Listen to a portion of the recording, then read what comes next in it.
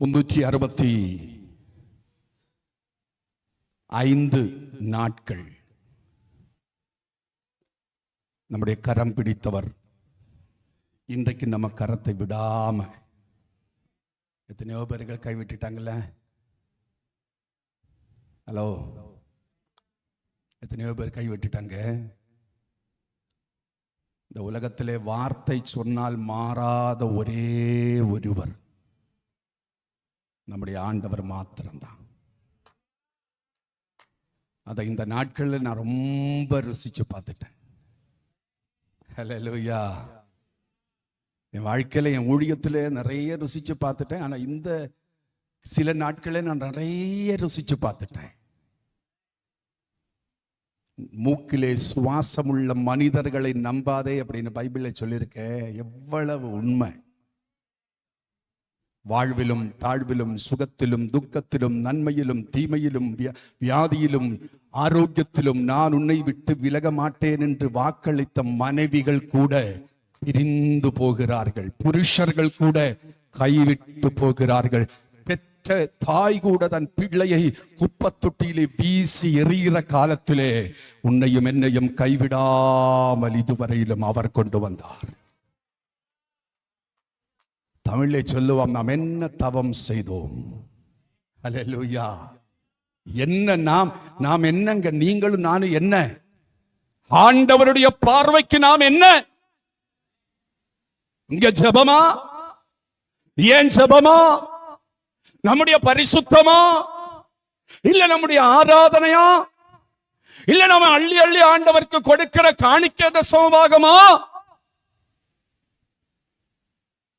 இதெல்லாம் ஆண்டவருடைய கண்களுக்கு முன்பாக வரும் தூசி.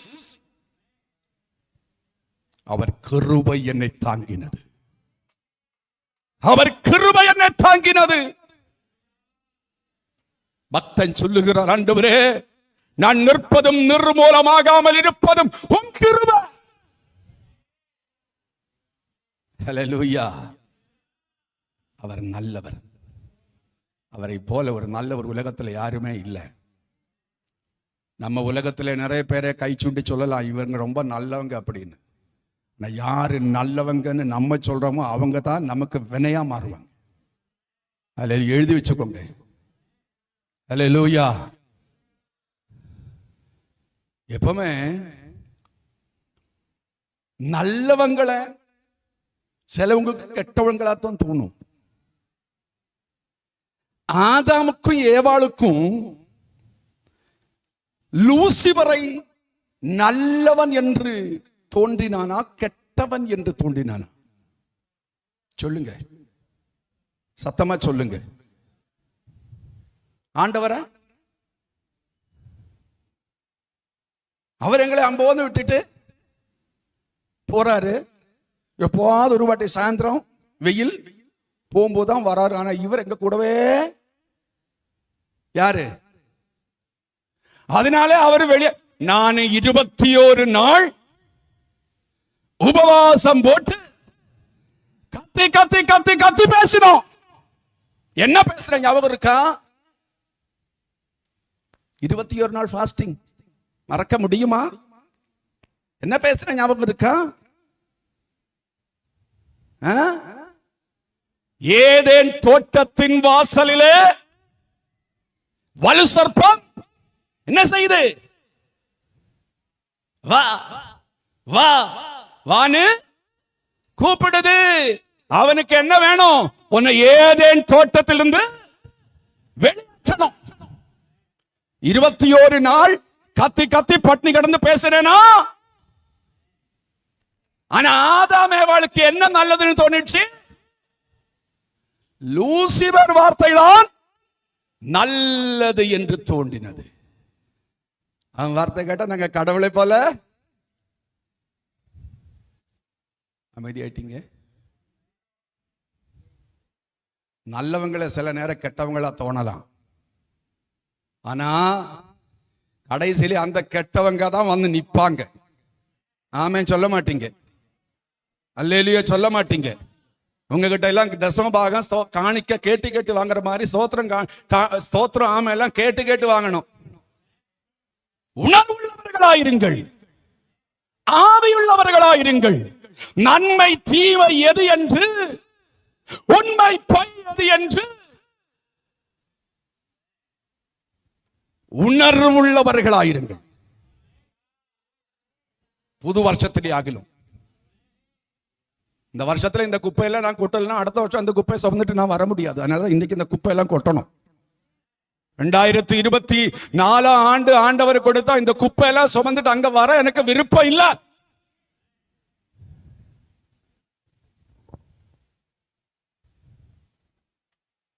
ஹலோ எபனேசர் திருச்சபையே, இந்த சபை உருவாவதற்கு இதற்காக வடிக்கப்பட்ட கண்ணீர் எவ்வளவு தெரியுமா? இந்த திருச்சபை விசுவாசிகள், முக்கியமா நான், என்னோடு கூட அருமையான Jose brother, Rosamma sister, Mini sister இருக்காங்க. ரொம்ப சந்தோஷம். கிரேசி சிஸ்டர், பழைய ஆளுங்க, ஆரம்பத்தில் இருக்கிறவங்க வேற யாரும் இல்லை. கிங்கன்னு நினைக்கிறேன். ஆரம்பிக்கும் போது அதற்கு பிற்பாடு கூடி வந்தவர்கள், முக்கியமா நான் கடப்பேரி திருச்சபையை ரொம்ப மிஸ் பண்றேன். வண்டலூர்ல வந்து என்னமோ பயங்கரமா சாதிக்கலான்னு வந்தேன். நான் தோல்வியோடு நிக்கிறேன். நான் இன்னைக்கு லைவ் போடக்கூடாதுன்னு சொன்னேன். தோல்வியோடு வெக்கத்தோடு நிக்கிறேன்.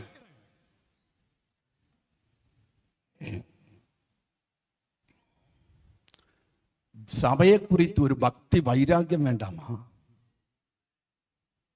தாவீது என்ன சொல்றாரு தெரியுமா?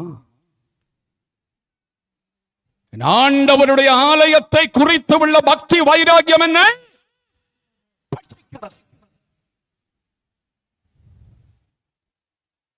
ஹலோ, நான் இதை பேசிட்டே போவேன். சரி, அதை விடுவோம். வசனத்துக்குள்ளே போவோம். வசனத்திலிருந்து ஆண்டவர் பேசட்டும். யோவான் சுவிசேஷம் 16வது அதிகாரம் 20வது வசனத்தை நாம் வாசிக்கிறோம். மெய்யாகவே மெய்யாகவே நான் உங்களுக்கு சொல்லுகிறேன், நீங்கள் அழுது புலம்புவீர்கள். நீங்கள் அழுது புலம்புவீர்கள். அழுது புலம்புவீர்கள். உலகமோ சந்தோஷப்படும். அவர்கள் சந்தோஷப்படுவார்கள். நீங்கள் துக்கப்படுவீர்கள். நீங்கள் துக்கப்படுவீர்கள். ஆனாலும் உங்கள் துக்கம் சந்தோஷமாக மாறும். அவர்கள் சந்தோஷமாயிருப்பார்கள். யாரு? உலகம். அவர்கள்னா நீங்க வேற யாரும் நினைச்சிடக்கூடாது. நீங்க துக்கப்படும் பொழுது அவர்கள் சந்தோஷப்படுவார்கள். நீங்கள் புலம்பி அழும் பொழுது அவர்கள் சிரிப்பார்கள். ஆனால் ஆண்டவர் சொல்லுகிறார், இது 2023. ஆனா இன்னொரு புது ஆண்டு வரப்போகுது. அதுக்கு ரொம்ப நாளெல்லாம் கிடையாது, இன்னும் சில மணித்துளிகள் தான். ஆண்டவர் சொல்லுகிறார், நீங்கள் துக்கித்து நீங்கள் துக்கப்படுவீர்கள், ஆனாலும் உங்கள் துக்கம் சந்தோஷமாக மாறும். இதுக்காகலும் ஆமென் சொல்ல வேண்டாமா? ஆமென். 2023வது ஆண்டு நீங்கள் துக்கப்பட்ட ஆண்டு. ஆனால் 2024வது ஆண்டு எபனேசர் திருச்சபைக்கு ஆண்டவர் கொடுத்தால், பரிசுத்த ஆவியானவர் சொல்லுகிறார், இந்த ஆண்டு நீங்கள் சந்தோஷமாயிருக்கிற ஆண்டு, உங்கள் துக்கம் சந்தோஷமாய் மாறுகிற ஆண்டு. Praise the Lord. எத்தனை அவமானங்கள், எத்தனை நிந்தனைகள், உங்களுக்கு விரோதமாய் பேசப்பட்ட பொய் நாவுகள், நீங்கள் நன்றாயிருக்க கூடாது என்று நினைத்து அவன் வாயிலிருந்து புறப்பட்ட சாபத்தின் வார்த்தைகள். ஆனால் ஆண்டவர் சொல்லுகிறார், 2023 உங்களை துக்கப்படுத்தின ஆண்டா, உங்களை வேதனைப்படுத்தின ஆண்டா, உங்களுக்கு நஷ்டத்தின் ஆண்டா, உங்களுக்கு தோல்வியின் ஆண்டா. 24 வருகிறது, அது துக்கம் சந்தோஷமாய் மாறுகிற ஆண்டு. 2024 துவங்க போகிறது. தோல்வி வெற்றியாய் மாறுகிற ஆண்டு, நஷ்டங்களை லாபமாய் மாற்றுகிற ஆண்டு. அல்லேலூயா. துக்கத்தோடு வந்திருக்கிற சகோதரா சகோதரி, வேதனையோடு வந்திருக்கிற சகோதரா சகோதரி, தோல்வியோடு வந்திருக்கிற அருமை தேவ பிள்ளையே, இந்த தோல்விக்கு ஒரு முடிவே இல்லையா? இந்த துக்கத்திற்கு ஒரு முடிவே இல்லையா? இந்த பிரச்சனைகளுக்கு ஒரு முடிவே இல்லையா என்று இன்றைக்கு இந்த திருச்சபைக்குள்ளே வாசலுக்குள்ளே கேள்வியோடு நுழைந்திருக்கிற உன்னை பார்த்து சொல்லுகிறார், 24வது ஆண்டு உனக்காய் காத்திருக்கிறது. உன் துக்கம் நீங்குவதற்கு மணித்துளிகள் மாத்திரம்தான் இருக்கிறது. அவன் விசுவாசத்தோடு இரு, மகிழ்ச்சியோடு இரு. ஆண்டவர் உனக்காக பெரிய காரியங்களை செய்ய போகிறார். 1 சாமுவேலின் புஸ்தகம் 1வது அதிகாரத்தை நீங்கள் எடுத்து வாசிக்கும் பொழுது அங்க துக்கித்து புலம்பி அழுது கண்ணீர் வடித்த ஒரு அன்னாளை நாம் அங்க பார்க்க முடியும். ஆமா, வாசிங்க 1வது அதிகாரம் அதனுடைய 2, 3, ஒரு 4, 5, 6 வசனத்தை வாசிமா.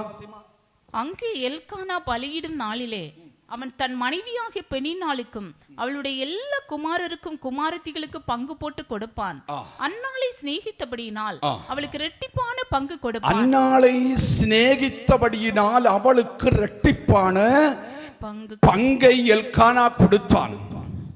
ஆனால் நீங்கள் 1வது அதிகாரத்தை வாசிக்கும் பொழுது அன்னாள் என்ற ஸ்திரீ, தன்னை நேசிக்கிற ஒரு புருஷன் தனக்கு கொடுக்க வேண்டிய எல்லா பங்குகளையும் இரட்டிப்பாய் கொடுக்கிற ஒரு புருஷன், இதெல்லாம் அவளுக்கு இருந்தும், எல்லா சூழ்நிலைகளும் அவளுக்கு நன்றாக இருந்தும் வசனம் சொல்லுகிறது, அவள் இருதயம் சமாதானமாக இல்லை, அவள் மகிழ்ச்சியாக இல்லை. வசனம் சொல்லுகிறது, எல்லாம் இருந்தும் அவன் தன்னை காயப்படுத்திக் கொண்டே இருக்கிற ஒரு பெனின்னாள் தன்னோடு கூடவே இருக்கிறாள். இன்னைக்கு நம்மை காயப்படுத்திக் கொண்டிருக்கிற ஒரு சிலவர்கள் நம்மோடு கூடவே இருந்து கொண்டிருக்கலாம். அப்படி இருக்கிறது என்றால் ஆண்டவர் சொல்லுகிறார், அதை நான் தான் அனுமதித்திருக்கிறேன். சிலவைகளை ஆண்டவர் அனுமதிப்பார். எதற்கு தெரியுமா? நீங்க 1வது அதிகாரத்தை வாசிக்கும் பொழுது அங்கு வசனம் சொல்லுகிறது, அன்னாள் தேவனுடைய ஆலயத்திலே போய் முழங்காலில் நின்று கதறி கதறி கதறி அழுது கொண்டிருக்கிறார், கண்ணீர் வடித்து அழுது கொண்டிருக்கிறாள், ஜெபித்துக் கொண்டிருக்கிறாள். அந்த அன்னாளை பார்த்து கேளுங்க, அன்னாளே நீ ஏன் அழுகிறாய் என்று கேளுங்க. நீ ஏன் அழுகிறாய்? നീ എന്തിനാ കരയുന്നേ? നീ കരയുന്നത് എന്താ? അവൾ എന്നെ ചൊല്ലുവാൾ തെരിയുമാ, என்னை எனக்கு சமாதானமே இல்லாம என்னை குத்திக் கொண்டே இருக்கிற ஒரு பெனின்னா என்னோடவே இருக்கிறாள். அவளுக்கு பார்த்து கேளுங்க, அண்ணாளே நீ இப்ப எங்க இருக்கிற? அவள் சொல்லுவான், நான் ஆண்டவருடைய ஆலயத்திற்குள்ளே இருக்கிறேன். நீ என்ன செய்கிறேன்? நான் ஆண்டவருடைய முகத்தை பார்த்து கொண்டே இருக்கிறேன். நீ என்ன பண்ணிட்டு இருக்க? நான் அவரோடு பேசிக்கொண்டிருக்கிறேன். சரி, நீங்க வர காரணம் என்ன? பெனின்னாள். பெனின்னா இல்லனா வந்திருப்பியா? பெனின்னா இல்லனா ஜெபித்திருப்பியா? பெனின்னா இல்லனா கதறி அழுதிருப்பியா? பெனின்னா இல்லனா ஆண்டவர் முகத்தை பார்த்திருப்பியா? அன்னாள் சொல்லுவாள், ஆமென். ஆண்டவர் சொல்லுகிறான், அன்னாளே உனக்கு உள்ளே சில சாமுவேல்களை அவன் உருவாக்குவதற்காகவே நான் சில பெனின்னாள்களை உனக்காக அனுமதித்திருக்கிறேன். உனக்கு உள்ளே இருக்கிற சாமுவேல் வெளியே வர வேண்டும் என்றால் நீ என் சமூகத்திற்கு வர வேண்டும். உனக்கு உள்ளே இருக்கிற உலகத்தை கலக்குகிற தீர்க்கதரிசி வெளியே வர வேண்டும் என்றால் நீ எனக்கு முன்பாக வந்து ஜெபிக்க வேண்டும்.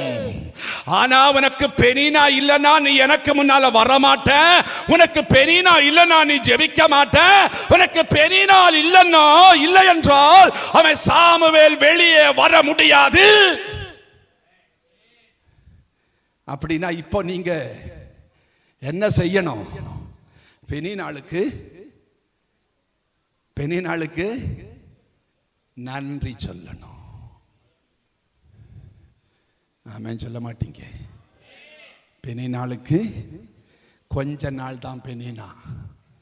பெனினாவின் பெயர் சாமுவேலின் புஸ்தகம் 1ஆவது அதிகாரத்தில் தான் இருக்கு, வேற எங்கேயுமே இல்லை. ஆனா அன்னாளின் பெயர், அவள் பெற்றெடுத்த சாமுவேலின் பெயர் வேத புத்தகம் முழுவதும் நிரம்பி இருக்கிறது. நான் சொல்லுவேன், ஆமென், இப்படி ஒரு சாமுவேல் உருவெடுப்பதற்கு காரணம் பெனினாள் இல்லைன்னா அன்னாள் ஜெபித்திருக்க மாட்டாள், சாமுவேல் வெளியே வந்திருக்க முடியாது.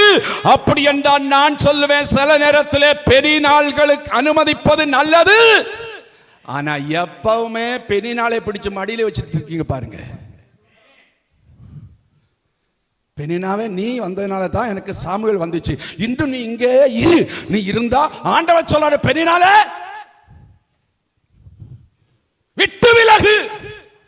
விட்டு விலகுன்னு சொன்னாலும் இல்ல, நீ இருந்ததுனால தான் சாமுவேல் வந்துச்சு, நீ இங்கே இருன்னு இருந்தா இருக்கிற சாமுவேலும் போயிடும். Praise the Lord. இப்போ 1ஆவது அதிகாரத்திலே அவன் கதறி புலம்பி அழுது கொண்டிருந்த ஒரு அன்னாள்.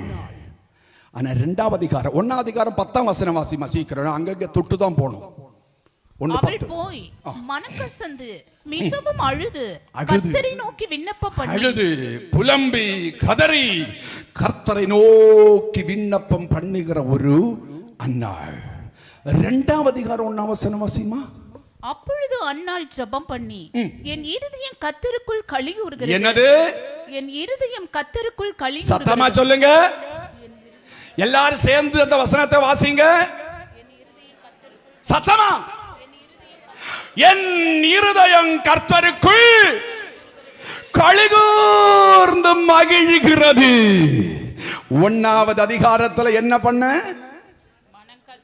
மனங்கசந்து அழுது புலம்பி கண்ணீர் வடித்து இருதயம் நொறுக்கப்பட்டு தகர்க்கப்பட்டு இருந்த அன்னாள் இப்போ சொல்லுகிறார், என் இருதயம் அவன் களிகூர்ந்து மகிழ்கிறது, என் கொம்பு கர்த்தருக்குள் உயர்ந்திருக்கிறது, என் பகைஞரின் மேல் என் வாய், என் கொம்பு என் கர்த்தருக்குள் உயர்ந்திருக்கிறது. நான் இன்றைக்கு எபனேசர் திருச்சபைக்கு சொல்லுகிறேன், அவன் 1ஆவது அதிகாரம் 1 சாமுவேல் 1ஆவது அதிகாரம் இன்றோடு முடிகிறது. 2ஆவது அதிகாரம் உனக்காக ஆரம்பிக்க போகிறது. 1ஆவது அதிகாரத்திலே துக்கத்தை அன்னாள் சந்தோஷமாய் மாற்றினாள். துக்கம் சந்தோஷமா மாறுமா?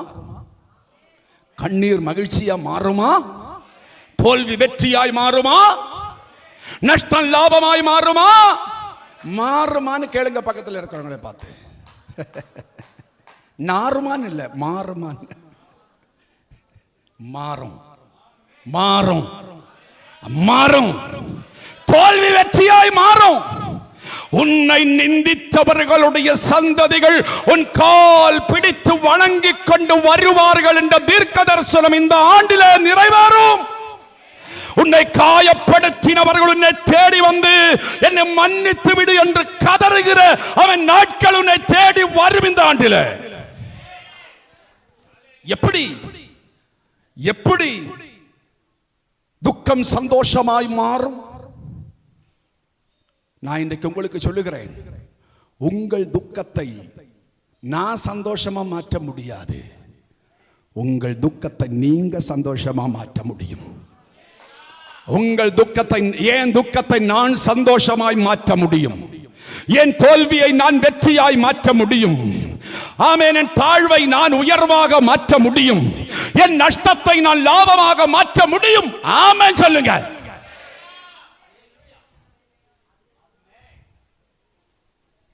ஹல்லேலூயா. எப்படி முடியும்? எப்படி முடியும்? 10ஆம் வசனம் 1:10. போய் அவள் போய் மனம் கசந்து மிகவும் அழுது கர்த்தரை நோக்கி விண்ணப்பம் பண்ணி, கர்த்தரை நோக்கி விண்ணப்பம் பண்ணின. മലയാളത്തിൽ അവൾ എങ്ങനെ പറഞ്ഞിരിക്കുന്നത്? 1:10. പ്രാർത്ഥിച്ചു വളരെ അവൾ മനോവ്യസനത്തോടെ യഹോവയോട് പ്രാർത്ഥിച്ചു. പ്രാർത്ഥിച്ചു. എല്ലാ വർഷവും വീട്ടുകാർ, പുരുഷൻ, തന്റെ ഭർത്താവ് ആരാധനയ്ക്കായി യെരുശലേമുക്ക് ஆராதனைக்காய் ஆலயத்திலே கடந்து செல்லும் பொழுது, அத்தா அத்தா எனக்காக ஜெபம் பண்ணிட்டு வாங்க, எனக்காக ஒரு காணிக்கை செலுத்திட்டு வாங்க அப்படின்னு சொல்லி அனுப்பல.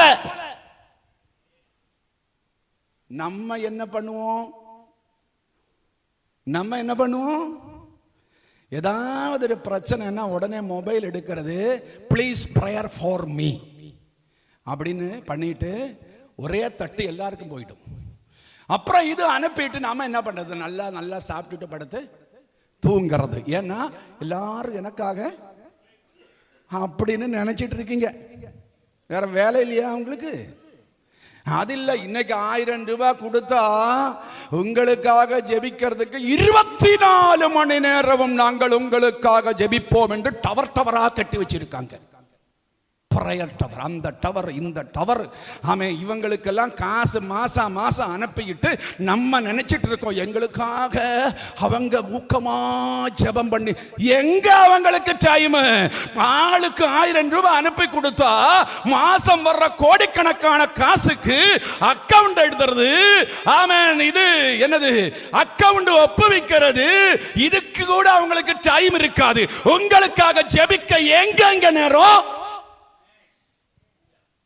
நான் சொல்றேன், பாஸ்டர் எனக்கு இந்த பிரச்சனை, எனக்காக ஜெபம் பண்ணுங்கன்னு என்கிட்ட கூட வந்து சொல்லாதீங்க. ஜெபம் பண்ணுங்கன்னு சொல்லுங்க, பிரச்சனை இல்ல. ஆனா ஜெபம் பண்ணிட்டு பாஸ்டர் எனக்காக ஜெபம் பண்ணுவாங்க, நான் சும்மா இருக்கலாம்னு நினைச்சா அவன் ஜெபம் கேட்கப்படாது. என்னால முடியும், என்ன முடியும்? நீ சுமக்குகிற சுமைக்கு கொஞ்சம் தாங்க முடியும். இயேசு கிறிஸ்து சிலுவையை சுமந்தாரே, அப்ப சிலுவையின் ஓரத்துல வந்து யாரு? சீமோன். குரேனக்காரனாய சீமோன். நம்ம நினைக்கிறோம் சீமோன் என்னமோ சிலுவை தூக்கிட்டு இயேசு கிறிஸ்துவோடு கூட கல்வாரிக்கு போனார் அப்படின்னு நினைக்கிறோம். இல்ல, இயேசு சிலுவை சுமந்தார். அந்த பாரத்தை, அந்த பின்னாடி ஓரத்தை கொஞ்சம் என்ன செஞ்சாரு? சீமோன் தாங்கினாரு. அது மாதிரி நாங்க உங்க சிலுவையை தாங்க தான் முடியும். நாங்க எல்லாம் ஜெபம் பண்ணுவோம் அப்படின்னு எல்லாம் நீங்க வந்து தப்பு கணக்கு போடாதீங்க. நான் சொல்ல தப்பா நினைச்சிடக்கூடாது. நீங்க இது வேணா கட் பண்ணிட்டு அனுப்பிடக்கூடாது. நாங்க ஜெபம் பண்ணுவோம்னு நீங்க தப்பு கணக்கு போடாதீங்கன்னு பாஸ்டர் சொன்னாங்க. அப்படி அப்ப பாஸ்டர் ஜெபம் பண்ண மாட்டோம், அப்படி இல்லை. நீங்க பண்ற ஜெபத்திலே உங்களுக்காக நாங்க என்ன செய்ய முடியும்? நீங்க உங்க பிரச்சனைக்காக 1 மணி நேரம் ஜெபம் பண்ணா உங்களுக்காக நான் 5 நிமிஷம் ஜெபம் பண்ண முடியும். நீங்க என்னவோ சாப்பிட்டுட்டு வீட்டுல படுத்துட்டு இருந்தா பாஸ்டர் ஜான்சன் ஜெபம் பண்ணுவார் நினைச்சா. ஒரு தம்பி பயங்கரமா சிகரெட் பிடிக்கிறவன். அவனுக்கு இது விட்டுட்டு சர்ச்சுக்கு வர்ற ஆசை, ஆனா அவளால விட முடியல.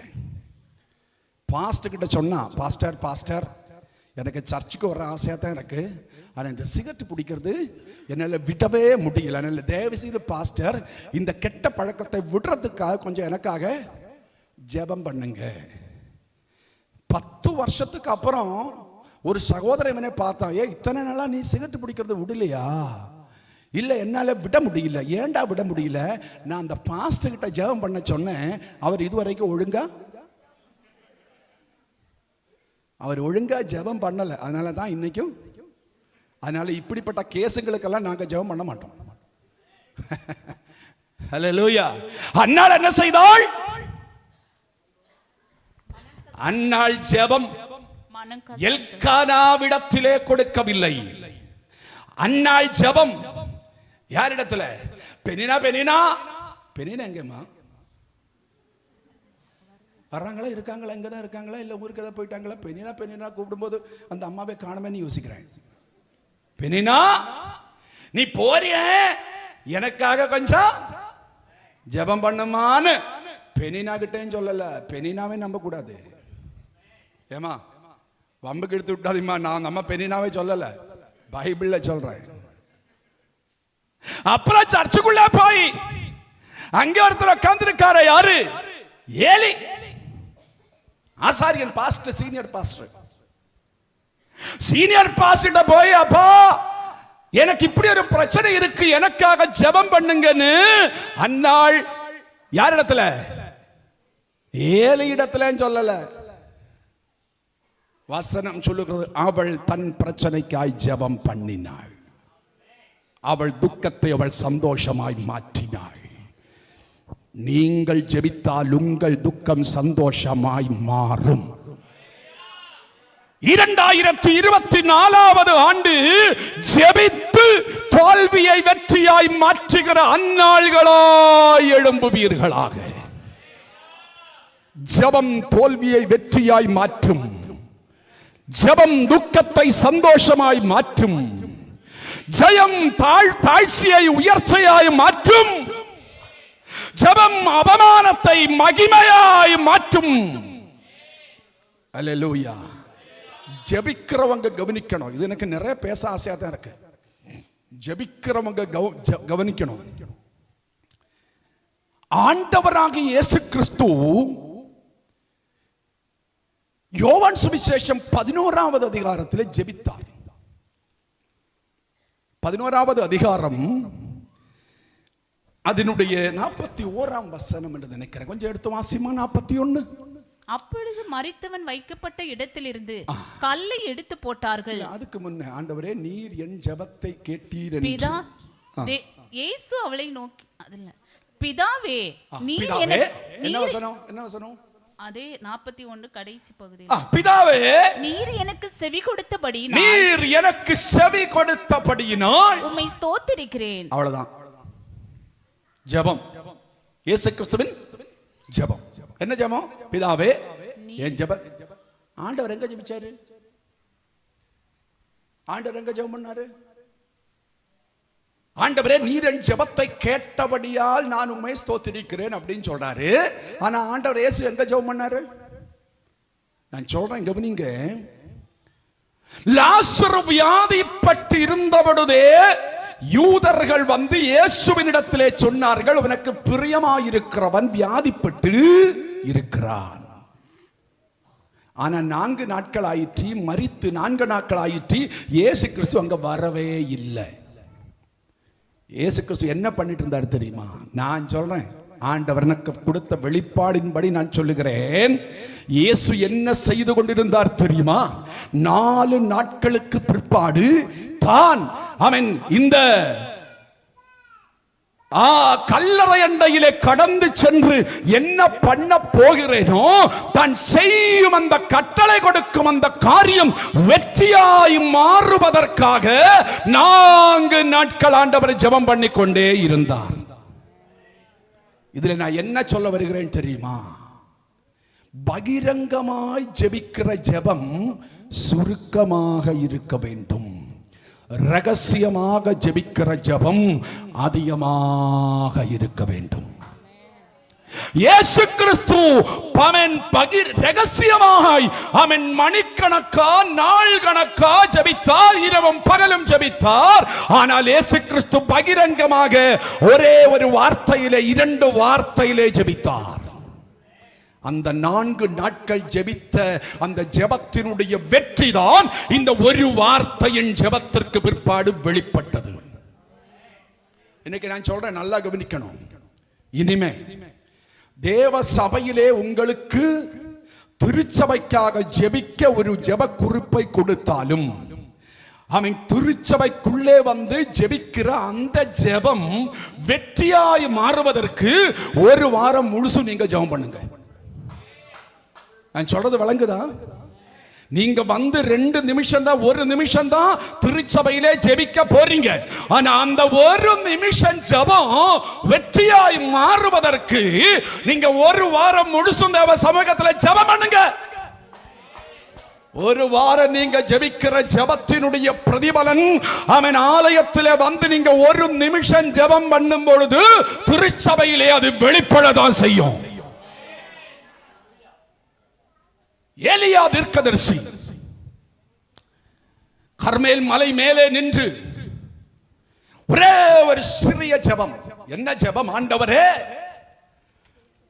நான் உன்னுடைய தீர்க்கதரிசி என்றும் நான் இந்த காரியங்களை அவன் உம்மாலே செய்கிறேன் என்றும் நீர்தான் இஸ்ரவேலுக்கெல்லாம் ஒரே தேவன் என்றும் இன்றைக்கு விளங்க பண்ணும்படி வானத்திலிருந்து அக்கினி இறக்கும் சொன்னார். 1 நிமிஷ ஜெபம், 1 நிமிஷ ஜெபம். ஆனா இந்த 1 நிமிஷ ஜெபத்திற்காக 3.5 ஆண்டுகள் ஏலியா தீர்க்கதரிசி ஜெபித்தார் தெரியுமா? நான் ஃபீஸ் போயிடுச்சா? இல்ல எல்லாம் அமைதியா இருக்காங்க, நீங்க பண்ணுங்க. ஹலோ, அந்த கர்மேல் மலையிலே நின்று 1 நிமிஷம் ஜெபித்த ஜெபத்தின் பிரதிபலன் அக்கினி இறங்க காரணம் அந்த 1 நிமிஷ ஜெபம் அல்ல. அந்த 1 நிமிஷ ஜெபம் வெற்றியாய் மாறுவதற்கு ஏலியா 3.5 ஆண்டுகள் ஜெபித்தார். கெரித்து ஆற்றண்டையிலே ஜெபித்தார், விதவையின் இல்லத்திலே ஜெபித்தார், வனாந்தரத்திலே ஜெபித்தார், பெர்ஷெபா வனாந்தரத்திலே ஜெபித்தார். 3.5 ஆண்டு ஜெபம். ரகசிய ஜெபம் அதிகமாக இருக்கட்டும், பகிரங்கமான ஜெபம் சுருக்கமாக இருக்கட்டும். எனக்கு ஒரு சகோதரியை தெரியும், பல ஆண்டுகளுக்கு முன்பாக எங்களோடு கூட ஆராதித்த ஒரு சகோதரி. வெள்ளிக்கிழமை அவங்க ஃபாஸ்டிங் பிரேயருக்கு வந்தாலே எனக்கு இதயம் பக்கு பக்கு பக்கு பக்கு நிடிக்கும். அவங்களுக்கு எப்பவுமே நாங்கள் முதல் ஜெபம் கொடுக்க மாட்டோம். 10 மணிக்கு ஆரம்பிக்கிற உபவாச ஜெபத்திற்கு சிஸ்டர் பேர் சொல்ல மாட்டேன், இந்த சிஸ்டர் ஜெபம் பண்ணுவாங்கன்னு சொன்னா 1 மணி வரைக்கும் ஜெபம் பண்ணுவாங்க. அப்புறம் எங்களுக்கு வேலை ஆமேன்னு சொல்றது தான். இந்த மாதிரி ஜெபம் எல்லாம் பண்ணாதீங்க. சபையிலே வந்தால் வார்த்தைகள் சுருக்கமாக இருக்கட்டும், ஜெபம் சுருக்கமாக இருக்கட்டும். ஆனா ரகசிய வாழ்க்கையில ஜெபிக்கிற ஜெப வீரர்களாய் மாறுங்கள். அப்புறம் குடும்ப ஜெபம். சிலவங்க இருக்காங்க பாருங்க, இங்க பாரு,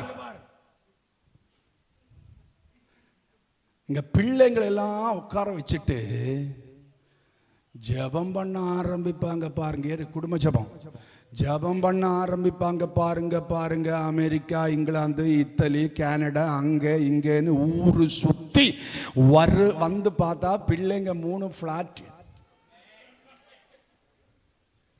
அவங்க எப்பவோ தூங்கிட்டாங்க. நிறைய வீட்டில் குடும்ப ஜெபத்திற்கு ஜெபம் முடிஞ்ச உடனே பிள்ளைங்களே எழும்புடா, முடிஞ்சிச்சுடா அப்படின்னு தட்டி எழுப்புறது. நிறைய வீட்டில் குடும்ப ஜெபம்னாலே பிள்ளைங்களுக்கு ஞாபகம் தூங்குற நேரம். குடும்ப ஜெபம் எல்லாம் ரொம்ப நேரம் பண்ணாதீங்க. முடிஞ்ச ஒரு அரை மணி நேரத்தில் முடிச்சிடுங்க. பிள்ளைங்கெல்லாம் கொஞ்சம் வளர அவங்கள கொஞ்சம் கொஞ்சமா ஜெபத்தில் வளர்த்து விடுங்க. சுருக்கமா குடும்பத்திற்காக ஜெபம் பண்ணுங்க. குடும்ப ஜெபம் குடும்பத்துக்காக சும்மா ஆமேன் தாத்தா பாட்டி பாட்டன் பூட்டன் ஆமேன் இருக்கிற சொந்தம் பந்தம் ஊரு உலகம் நண்பன் கிண்பன் எல்லாத்துக்காக உட்கார்ந்து குடும்ப ஜெபத்தில் ஜெபம் பண்ணாதீங்க. அதெல்லாம் அவங்க தனி ஜெபத்தில் பர்சனல் ஜெபத்தில் ஜெபம் பண்ணுங்க. 1000 காரியத்துக்கு மணிக்கணக்காக உட்கார்ந்து ஜெபம் பண்ணுங்க. இயேசு கிறிஸ்து 3.5 ஆண்டு ஊழியத்தின் வெற்றிக்காக நான் சொல்றேன், இயேசு கிறிஸ்து 30 வருஷம் ஜெபம் பண்ணாரு. நம்ம நினைக்கிறோம், யாராவது சொல்றாங்க இயேசு கிறிஸ்து 30 வயசுக்குள்ளே அவர் காஷ்மீருக்கு அப்புறம் எங்க இமயமலைக்கெல்லாம் வந்துட்டு போனார். அப்படியெல்லாம் கிடையாது. இயேசு கிறிஸ்து 30 வருஷம் தன் பெற்றோர்களுக்கு கீழ்ப்படிந்து 30 ஆண்டும் ஜெபம் பண்ணி கொண்டிருந்தார். எதற்கு? 3.5 ஆண்டு ஜெப ஊழியத்தின் வெற்றிக்காக. பகலெல்லாம் ஊழியம் செய்தார், இரவெல்லாம் ஜெபம் பண்ணினார். ஜெபம் உன் வாழ்க்கையை மாற்றும். இயேசு கிறிஸ்து ஜெபிக்காதவராய் இருந்திருந்தால், இயேசு கிறிஸ்து ஜெபிக்காமல் இருந்திருந்தால் கல்லறைக்குள்ளே தான் இருந்திருப்பார்னு நான் நினைக்கிறேன். இப்ப நாம இப்படி எல்லாம் திங்க் பண்ணோம், அவர் கடவுள் தானே, அவர் ஜெபிக்காம இருந்திருந்தா அப்படி நடந்திருக்குமா எல்லாம் கேள்வி கேட்க கூடாது. நான் உங்களை சொல்றேன், நம்ம சாத்தான் நம்மை சில கல்லறைக்குள்ளே அடக்கி வைத்திருக்கிறான். கல்லறை விட்டு நாம் வெளியே வர வேண்டும் என்றால் ஜெபிக்கிறவர்களாய் மாற வேண்டும். ஜெபிக்கிறவனுக்கு சிலுவை வரலாம், ஜெபிக்கிறவனுக்கு முள்முடி வரலாம், ஜெபிக்கிறவனுக்கு ஈட்டியின் குத்து வரலாம், ஜெபிக்கிறவனுக்கு அவமானங்கள் வரலாம், ஜெபிக்கிறவனுடைய முகத்திலே காரி துப்பலாம், ஜெபிக்கிறவனை அவன் சிலுவையிலே அறையலாம், ஜெபிக்கிறவனை கல்லறையிலே அடக்கி வைக்கலாம். ஆனால் 3 நாட்கள் தான் ஜெபிக்கிறவன் கல்லறையை விட்டு எழும்போ. நீ ஜெபிப்பியா? கல்லறையை விட்டு எழும்புகிற ஆண்டாய் அடுத்த ஆண்டு உன்னை ஆண்டவர் மாற்றப் போகிறார். ஜெபம் உன் வாழ்க்கையை மாற்றும். 2023 வரையிலும் ஜெபிக்காம அவன் என்ன சொன்னா, இவன் என்ன சொன்னா, அவங்க கதை, இவங்க கதை, ஊரு கதை, உலக கதை எல்லாம் பேசி வேண்டாதவனை எல்லாம் வரவேற்று மட்டன் பிரியாணி போட்டு நேரத்தை வீணடிச்ச இல்லை. இயேசுவின் நாமத்தில் எபனேச திருச்சபைக்கு நான் கட்டளை கொடுக்கிறேன், ஜெபம் பண்ணு, ஜெபம் பண்ணு. அவங்கத இவங்கத ஊருகளை கதை பேசுற நேரத்தில் என் ஆண்டவர் சமூகத்தில் முழங்கால் படியிடுவன், தோல்வி வெற்றியாய் மாறும். நான் நம்ம லைவ் போட வேண்டாம்னு சொன்னேன். நான் நம்ம சர்ச்சில் மட்டும்தாங்க பார்த்துருக்கேன் தகப்பனை விட்டு கொடுக்கிற விசுவாசிகளை. ஒருத்தன் அப்பா மூஞ்சில காரை துப்பிட்டு போனா அவனை கூப்பிட்டு வீட்டில் உட்காந்து பிரியாணி போட்டு கொடுத்துட்டு இருக்கீங்களே, உங்களை எப்படி ஒரு அப்பா நம்புறது? அடுத்த ஒரே ஒரு வார்த்தை வாசி நான் முடிக்கிறேன். ஏன்னா என் மனசுல நிறைய காரியங்கள் இருக்கு, பேசினா அது நல்லா இருக்காது. இன்னும் 3 காரியம் பேசணும், டைம் இல்லை. சண்டே கிளாஸ் இருக்கா இன்னைக்கு? இல்ல. ஓகே, நம்ம வாசிக்கலாம். 2வது 2024 தேவனுடைய திருச்சபை. எனக்கு இந்த சபையை பார்த்தா உண்மையில ரத்த கண்ணீர் தான் வருது. எப்படி இருந்தோம், இப்படி ஆயிட்டீங்களே. நான் யாரை நம்புவேன், நான் யாரை வெறுப்பேன், நான் யாரை நம்புவேன், நான் யாரை. இந்த பாட்டெலாம் சூப்பரா நம்ம மரியன் தான் பாடுவார். அவரு ராஜசேகரோட ரசிகர். என்கிட்ட நல்லவன் போல நடிச்சவங்க நடுத்தெருவில் விட்டு புட்டாங்க, என்ன செய்யவில்லை. ஆமா, என்ன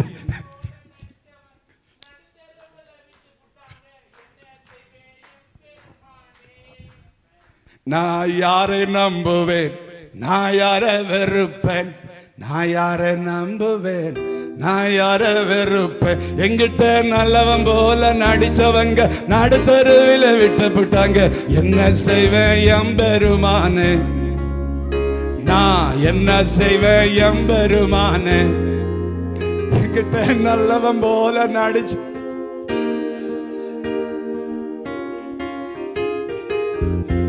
சிலவங்க தலை குறிஞ்சிட்டு இருக்கீங்க, எதுக்குன்னு தெரியல எனக்கு. ஹல்லேலூயா. தகப்பனை விட்டு கொடுக்கிற பிள்ளைகளா இருக்கக்கூடாது. தகப்பனுடைய நிர்வாணத்தை பகிரங்கப்படுத்துகிற பிள்ளைதான் வசனம் சொல்லுது. அவன் சந்ததி தான் காணான். தகப்பன் தப்பு செஞ்சாலும் தகப்பன் கிட்ட வந்து அப்பா நீ செய்யறது தப்புன்னு சொல்லு, தப்பில்லை. ஆனா தகப்பனை தூற்ற வேண்டும் என்று திட்டம் போட்டு வருகிறவனோடு கூட இணைந்து ஆமென் தகப்பனை தூற்றுகிற பிள்ளைங்களை நான் எபனேசர் சர்ச்சில் தான் பார்த்திருக்கேன். நீங்க என்ன நினைச்சாலும் பரவாயில்ல. இன்னைக்கு அது மனம் திரும்புங்க. சர்ச்சுக்காக நில்லுங்க, குடும்பத்துக்காக நில்லுங்க. ரெண்டாவது என்ன பண்ண தெரியுமா? 2024 வசனம் வாசிங்க. என்ன வசனம்?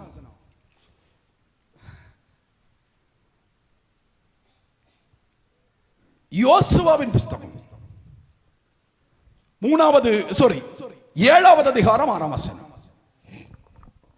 அப்பொழுது யோசுவா தன் வஸ்திரங்களை கிழித்துக் கொண்டு அவனும் இஸ்ரவேலின் மூப்பரும் சாயங்காலம் மட்டும் கர்த்தரின் பெட்டிக்கு முன்பாக தரையிலே முகங்குப்புற விழுந்து தங்கள் தலைகளின் மேல் புழுதியை போட்டுக்கொண்டு கிடந்தார்கள். யோசுவா, கர்த்தராகிய ஆண்டவரே, எங்களை அழிக்கும்படிக்கு எமோரியர் கைகளில் ஒப்பு கொடுப்பதற்காகவா தேவரீர் இந்த ஆண்டவரே, இந்த தோல்விக்கு காரணம் என்ன என்று இஸ்ரவேல் ஜனங்கள் வாக்குத்தத்தம் பெற்று கானான் தேசத்தை சுதந்தரிக்க போகிறார்கள். உள்ளே விட மாட்டேன் என்று சவால் விட்டிருந்த எரிகோ மதிலை இடித்து தகர்த்து விட்டார்கள். எரிகோ மதிலை ஜெயித்த வெற்றியோடு ஒரு குட்டி பட்டணத்தை ஜெயிக்கும்படியாய் கடந்து செல்கிறார்கள். ஒரு குட்டி பட்டணம். என்ன பட்டணம்? என்ன பட்டணம்? என்னது அப்படின்னு என்ன அர்த்தம்?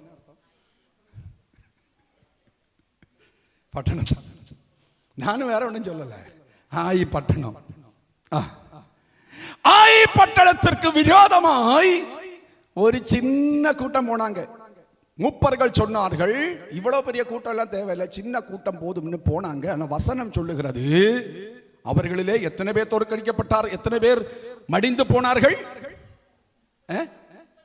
36 பேர். பட்டணத்திற்கு விரோதமாக யுத்தத்திற்கு போன யுத்த வீரர்களிலே 36 பேர் மடிந்து போனார்கள். இஸ்ரவேல் ஜனம் மொத்தம் எத்தனை பேரு?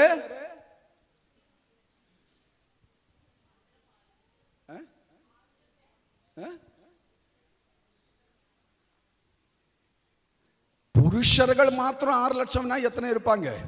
பிள்ளைங்க, மனைவிகள் எல்லாம் சேர்த்து ஏன் கணக்கின் பிரகாரம் 25-30 லட்சம் ஜனங்கள். ஏங்க 30 லட்சம் ஜனங்களிலே ஒரு 36 பேர் போனா இப்ப என்னதான்? போனா போகட்டுமே அப்படின்னு எபனேசர் சபை நினைக்கிற மாதிரி இஸ்ரவேல் ஜனங்கள் நினைச்சாங்களா? நினைச்சாங்களா? என்ன செஞ்சான்? மூப்பர்கள் என்ன செய்தார்கள்? இஸ்ரவேல் ஜனங்கள் என்ன செய்தார்கள்? ஆமென். தலையிலே புழுதியை போட்டு முகங்குப்புற விழுந்து, ஆண்டவரே, நாங்கள் எங்களாலே இது தாங்க முடியாது, இந்த தோல்வியை தாங்க முடியாது, இனிமே ஒரு தோல்விக்கு நாங்கள் தயாரா இல்ல, நாங்க அனுமதிக்கவும் மாட்டோம். இதற்கு என்ன காரணம்? இந்த திறமை கூட்டத்திற்கு இந்த சாபம் வருவதற்கு என்ன காரணம் என்று ஆராய்ந்து ஆண்டவரோடு கேட்டு ஆண்டவர் வெளிப்பாடு கொடுத்ததின் படியாக ஆகான என்ன செய்தார்கள்?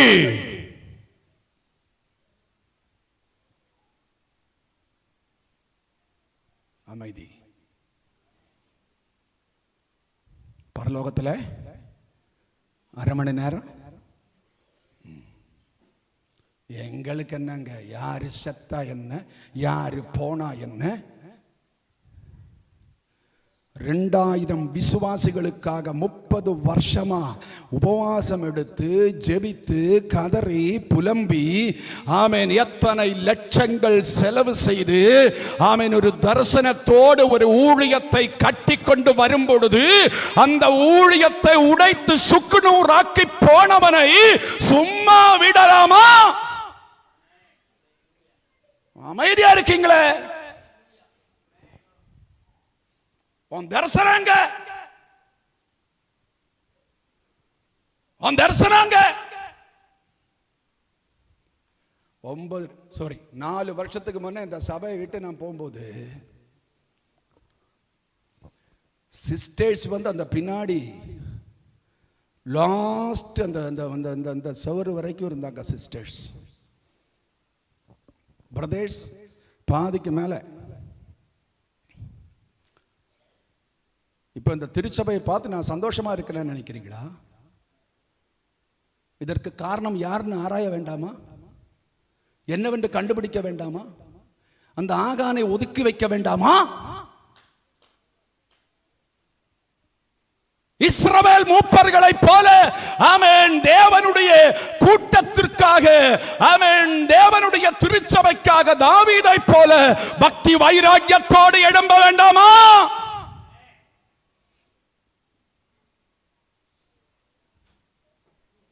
அமைதி. இந்த வருஷத்தோடு இந்த கெட்ட பழக்கம் எல்லாம் போகட்டும். நான் ஒரு நபரை, எந்த ஒரு நபர்களையும் நான் தேவ சமூகத்தில் நின்று சொல்லுகிறேன், எந்த நபர்களையும் நான் தனிப்பட்ட முறையிலே தாக்கவில்லை. திருச்சபையை உடைக்கிறவன், திருச்சபையிலே ஆமென் சமாதானத்தை கெடுக்கிறவன், ஆமென் அவனுக்குள்ளே செயல்படுகிற ஆவியைத்தான் நான் சபிக்கிறேன்.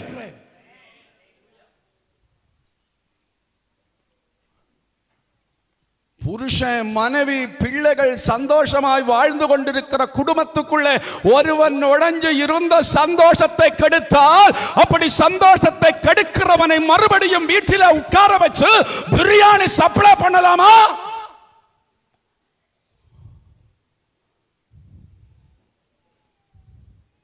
ஹலோ, சர்வே ஜனங்க என்ன செஞ்சாங்க? என்ன செஞ்சாங்க?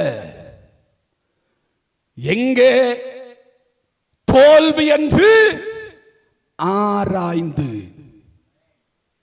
தோல்விக்கு காரணம் என்னவென்று ஆராய்ந்து. நீங்க ஆராயணும், ஆராயணும். ஆராய்ந்தால் ஆண்டவர் வெளிப்படுத்தும். அல்லேலூயா. ஆண்டவர் என்ன எங்கே ஆமென் குறை என்று வெளிப்படுத்தும். அது நானா இருந்தாலும் கல்லறிங்க. பாஸ்டர் நீங்க தான் காரணம், கல்லறிங்க, கல்லறிங்க.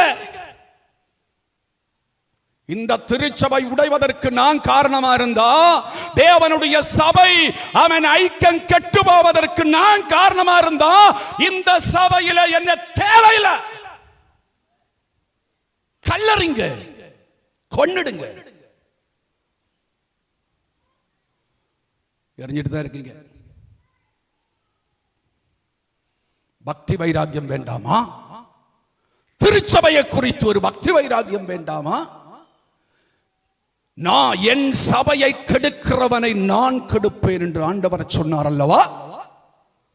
சபையை குறித்து நான் இன்றைக்கு நான் சொல்றேன். இந்த திருச்சபையை குறித்து பக்தி வைராக்கியமா, திருச்சபையின் தரிசனத்திற்காய் ஜெபிக்கிற 10 பேர்கள், அதான் என் ஜெபம்.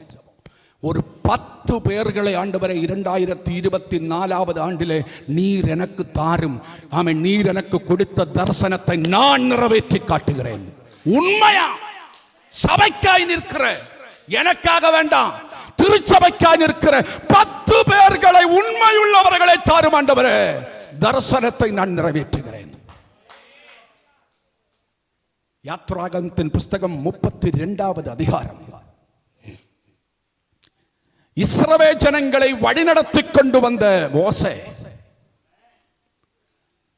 சீனாய் கொடுமுடிக்கு ஆண்டவர் சொன்ன வார்த்தையின்படி ஏறி சென்றார்.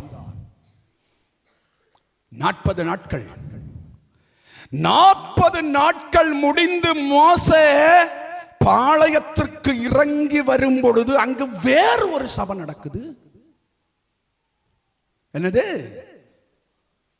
வேற மாதிரி ஆராதனை. மோசே சொன்னார், என்னப்பா இது? சரி பரவாயில்ல அப்படின்னு சொன்னார. நடக்கட்டும் நடக்கட்டும். ஆரோன் எல்லா இடத்துலையும் விசிட் பண்ணிட்டு, அவர் நம்ம இப்படி நடத்தினாரு, இப்போ நம்ம வந்து வேற மாதிரி நடத்தலாம் வாங்கன்னு சொல்லி ஒரு கூட்டத்தை கூட்டி, அங்கே நடக்குது ஆராதனை, அங்கே நடக்குது என்னென்னமோ நடக்குது. இந்த கூட்டத்திலிருந்து வந்து சொல்றாங்க, பாஸ்டர் அவங்களும் சபதான. யாரு? ஆரோன். நான் ஆரோனை சொல்றேன், நீங்க வேற யாரும் நினைக்காதீங்க. ஆரோனும் சபதான நடத்துது. இப்ப என்ன அப்படின்னு சொன்னாங்களா? மோசே என்ன சொன்னா தெரியுமா? கட்டுக்கோப்போடு ஒரு மனதோடு ஐக்கியமாய் இதுவரையிலும் நடத்தி கொண்டு வந்த இந்த கூட்டத்திற்குள்ளே ஆமன் நுழைஞ்சதை போல அவன் கூட்டத்துக்குள்ளே வந்து சாபத்தை விதைத்து அந்நிய ஆராதனை வெளிப்படுத்த காரணமாயிருக்கிறானே இவன். ஆமென். மோசே சொன்னாரு, நீ என்ன செய்,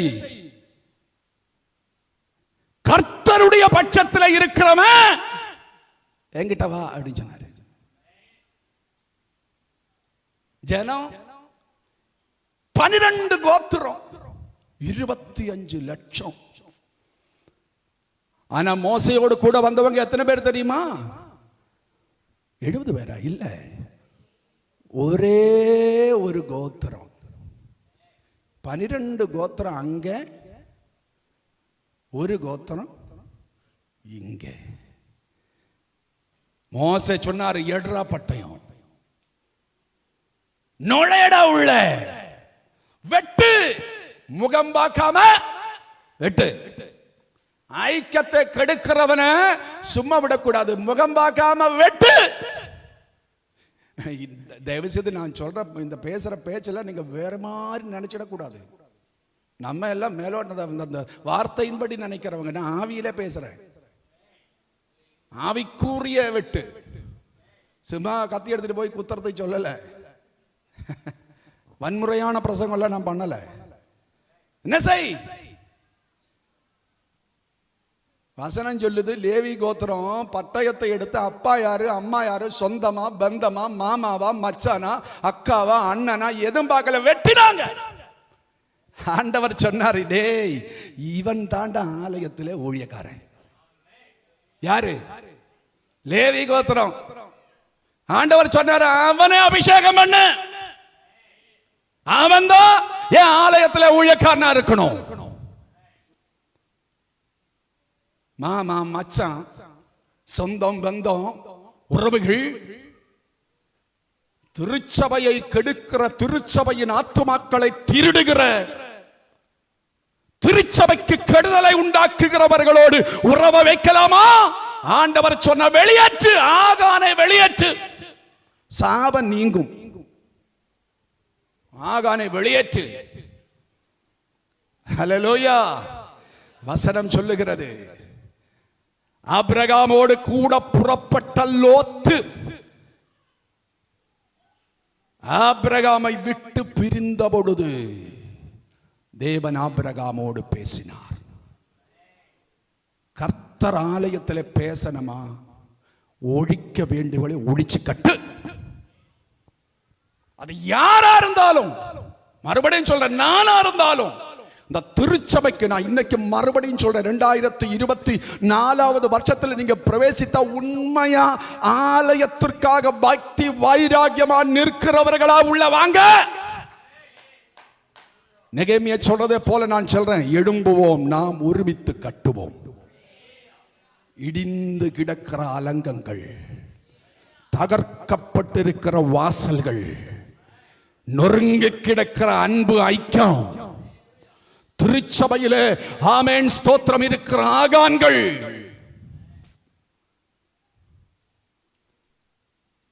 ஆயிரம் நன்மை பெற்றுவிட்டு ஒருத்தனை பிடிக்காம போனா அவன் உலகத்திலே அவன் தான் கெட்டவன். இப்படிப்பட்ட கெட்ட குணம் மாறட்டும். 99 தீமை செய்தாலும் ஒரு நன்மை ஒருவனுக்கு செய்தால் அதை நினை. நன்மையை மறந்துவிட்டு தீமையை மாத்திரம் நினைக்காம. Praise the Lord. ஹல்லேலூயா. ஒரே ஒரு வசனத்தை வாசித்து நான் முடிக்கிறேன், பிரசங்கம் அல்ல.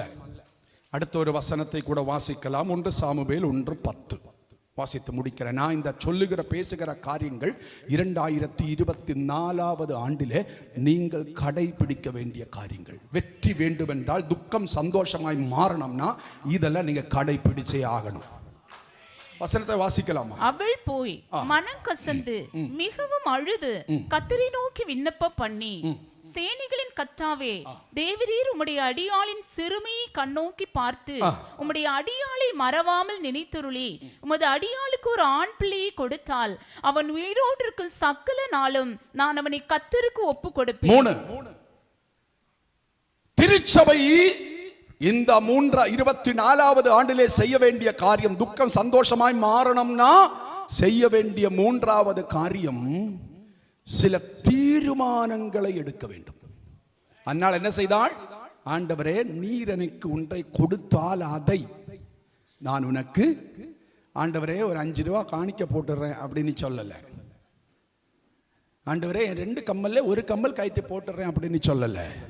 என்ன சொன்னா? நீ கொடுக்கிற எல்லாமே நான் உனக்காய் கொடுப்பேன், என்னையே நான் உனக்காய் கொடுப்பேன்.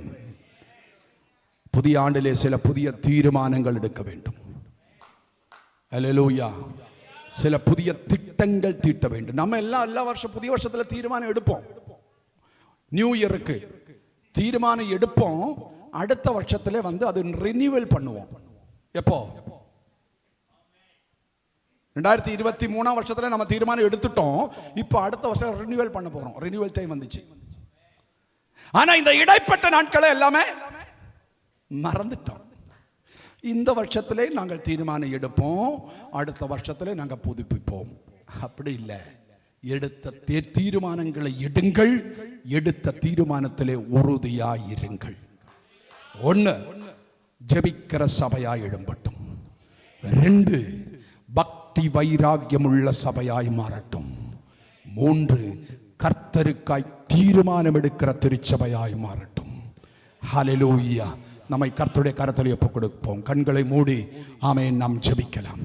ஸ்தோத்திரம், ஸ்தோத்திரம், ஸ்தோத்திரம், ஸ்தோத்திரம்.